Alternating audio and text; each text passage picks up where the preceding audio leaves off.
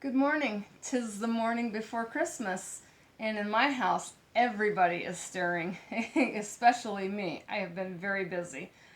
Busy doing a homemade Christmas for my family, and I would like to share with you a few of my makes that I have made for Christmas. I think they're really interesting.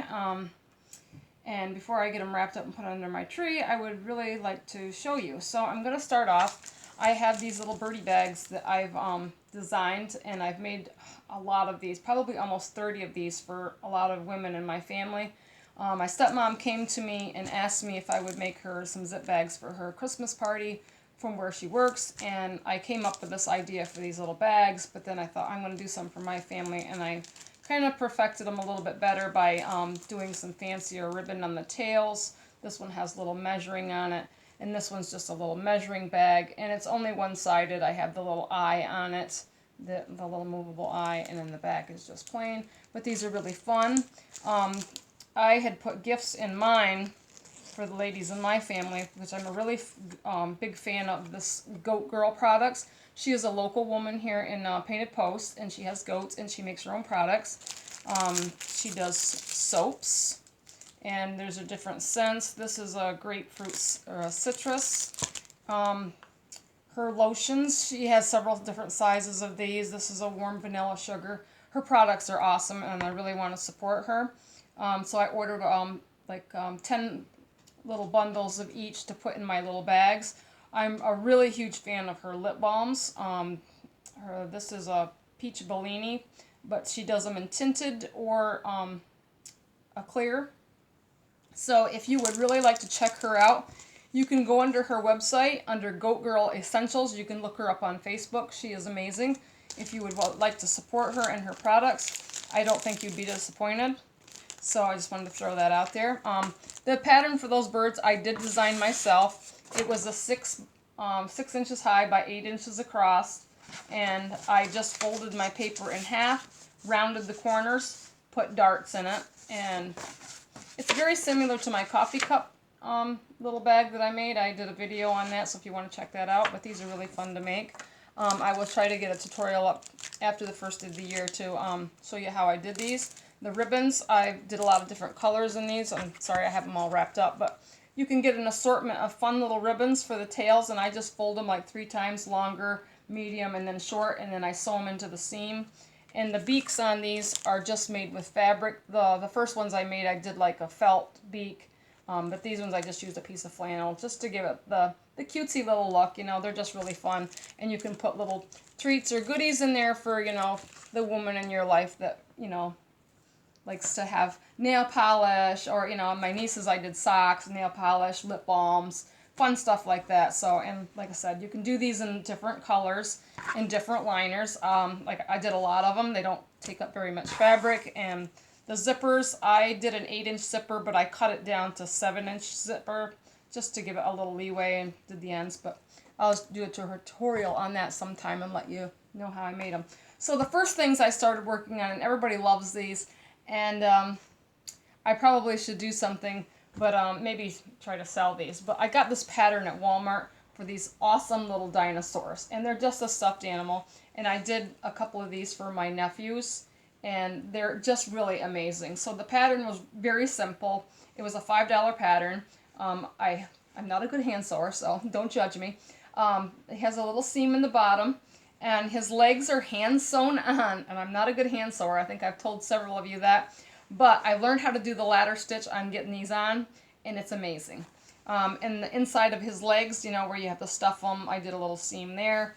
Like I said, just a fun homemade gift. I put some little eyes on him and put a little ribbon on him, and he would be cute for a little boy that he is in kindergarten this year. So this is his. The second one is for his brother, and this is out of the same pattern, but this is the Stegosaurus. And I just did up, you know, some different colors on him to make him interesting. The pattern actually called for 5 of these little spikes on the back, but I did 10 because I like to put my own spin on things. And I did the bottom of his feet and these, you know, fun matching colors to his body.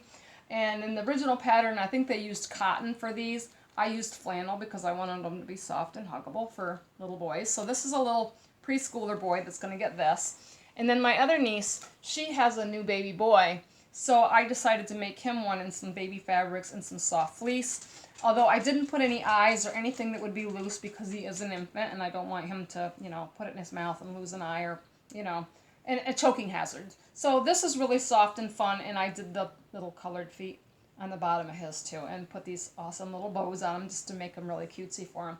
They are amazing and people love them. So for the little girls and my nieces, I did birdies, little stuffed birdies. It's just a little stuffed animal, and I did the eyes, and she has these cute little lashes and the movable eyes. Very simple pattern. This was in a magazine. I stuffed up the beak, and these are also flannel, very huggable, very soft for a little girl. And my second birdie, I did for an infant, so hers is very plain, no eyes or anything, choking hazard, so made it just a little bit different shape. So when these sit, this sits more kind of flat like a nesting bird, where this other one I've kind of stuffed it and she sits up more upright, like she's looking up, like, hold me, I mean, it's just really fun for kids, something that you really can't buy in a store. So, and also, for my boyfriend Jim, I made him an awesome tie blanket. These are really simple, and I'm sure you've seen lots of videos on these. In different kinds of ties. I like it the old-fashioned way. I do a 3-inch cut, and I do the little ties, and this has some car service stuff because he's like a mechanic, and he's a fixer of all things. So this will be really fun and manly and soft. It's fleece. I got a really good deal on the fleece at Joann's. Let's see, what's next? I did my sister in a simple apron because my sister thought she needed another apron. So I did this fun little, I can show you here. My boyfriend's mom has a machine, which I sold her.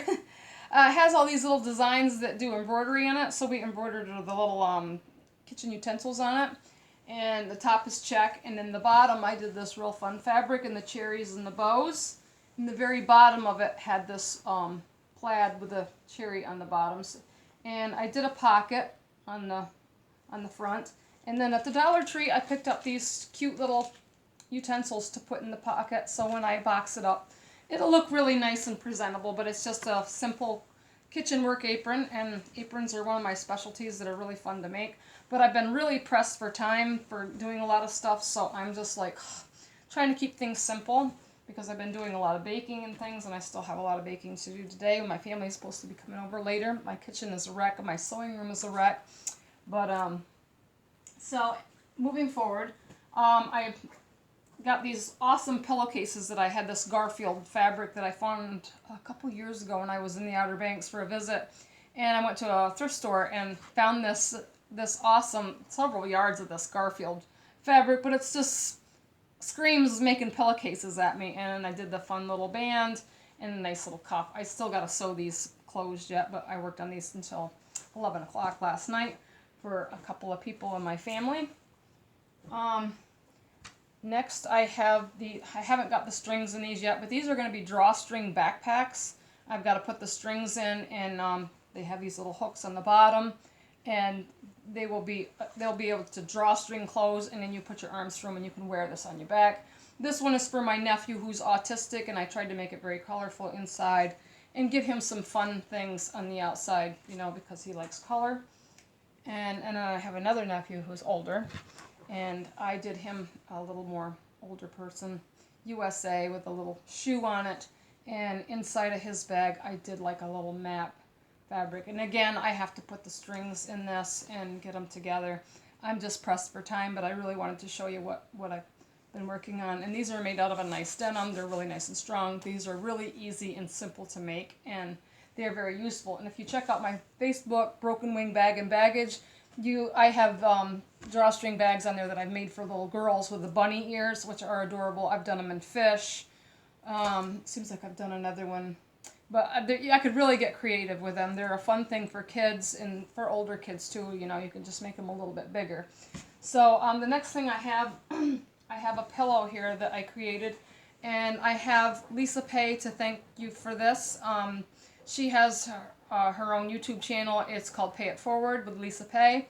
She did this awesome pillow design, and I thought it was the greatest thing ever. So I made this for my friend Brenda, and did the little footprint on it. Last year I made her a pair of pillowcases out of this border fabric here and the fabric that I have on the back. So I thought, how great would this be for a pillow to put with her pillowcases from last year? It kind of matches.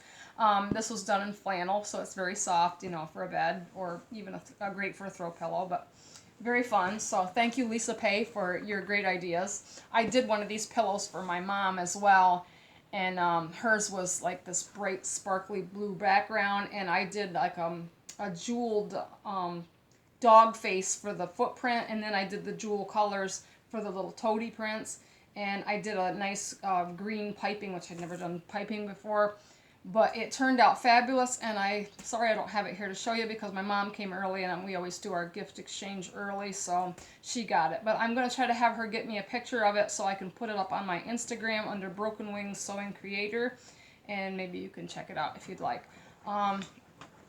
Just a few things that I've been doing. I've been a busy girl. I've been making bread and banana bread and cookies, and I still have a long ways to go.